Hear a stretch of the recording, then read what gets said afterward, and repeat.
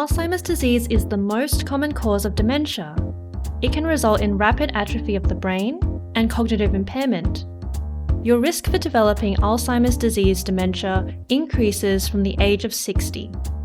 The accumulation of beta-amyloid plaques and neurofibrillary tangles in the brain are indicators of Alzheimer's disease neuropathology, and it's often theorized to be responsible for the death of your neurons. But wait, what's actually going on here, and what do reactive oxygen species have to do with it?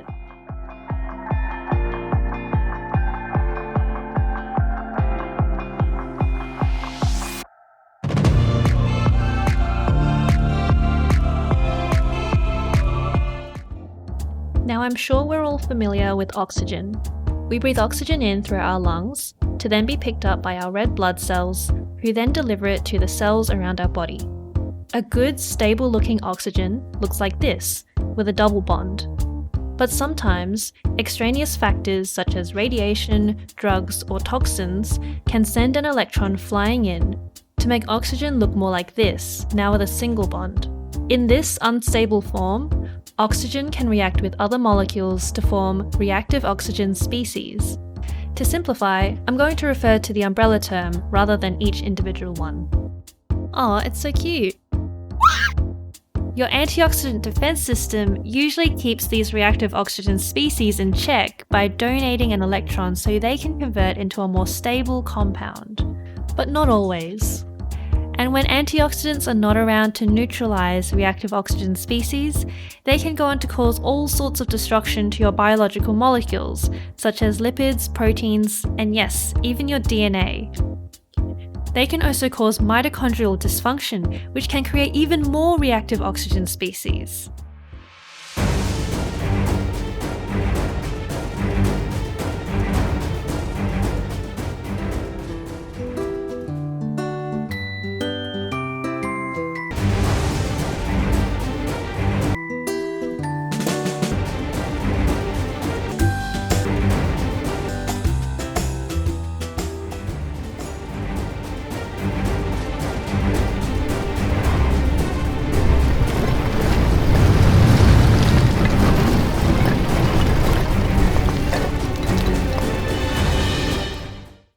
Proteins!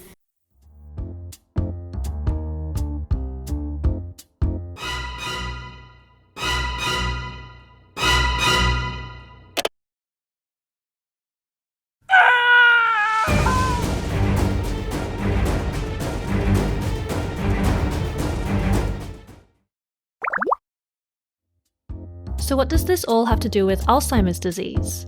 Well, before we go into it, let's talk about what exactly Alzheimer's disease is.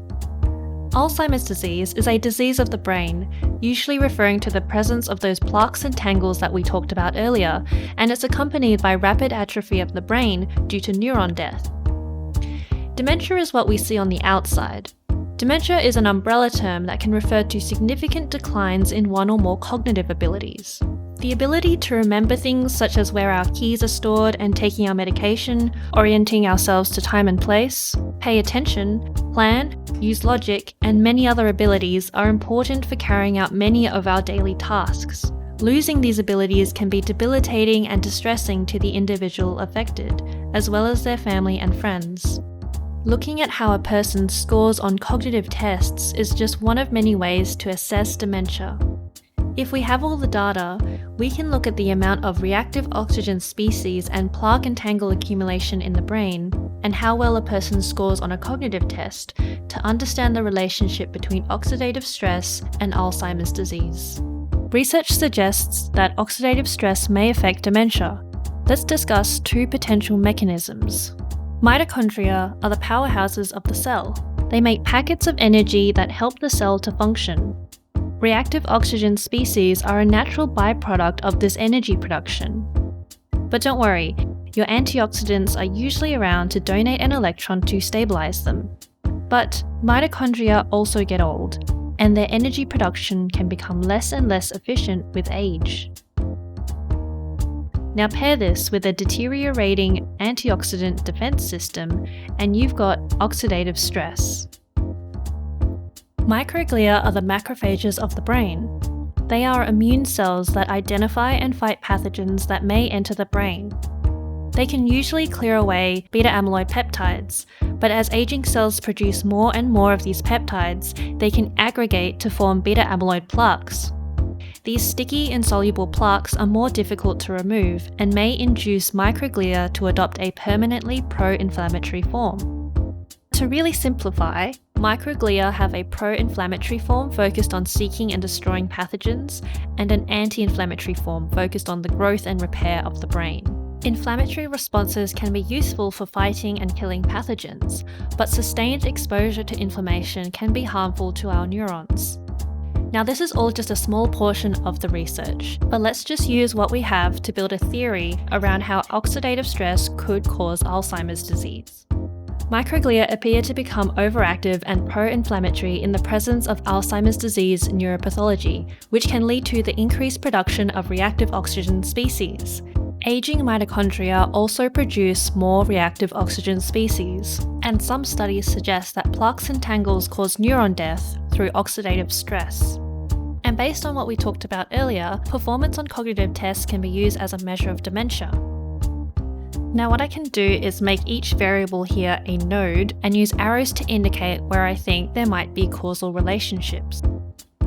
What you're looking at here is called a directed acyclic graph, or a DAG.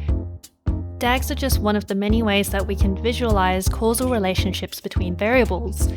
It can make things a bit easier, but they can also get complicated pretty quickly. I'll talk more about DAGs in another video, but that's all for now. This video would not have been possible without the help from Mark and Lee. Thank you both so much. Thanks for watching. I hope you enjoyed my first video. It's hard to start a new channel with so many great ones already out there, so I'd greatly appreciate if you like and subscribe to help kickstart the channel. If you have any questions about this video or you're interested in seeing a particular topic in future videos, please let me know in the comments.